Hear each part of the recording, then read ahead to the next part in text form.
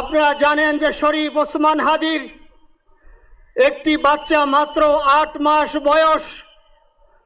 ওর বাচ্চা যখন জন্ম হয়েছে আমাকে বলেছেন, ভাই আমার বাচ্চার জন্য একটি নাম নির্বাচন করেন, যেই নামের মধ্যে বিপ্লবী চেতনা থাকবে।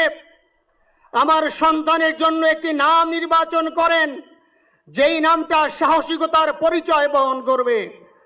আমি অনেক যাচাই বাছাই করে ওর সন্তানের নাম দিয়েছিলাম ফিরিনাস, বিপ্লবী এবং সাহসী।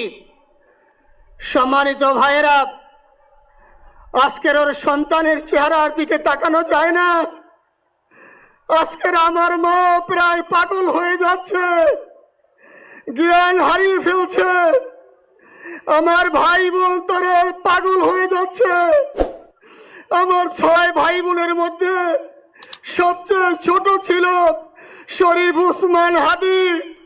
আজকের তার লাশ আমার কাঁধে বহন করতে হচ্ছে।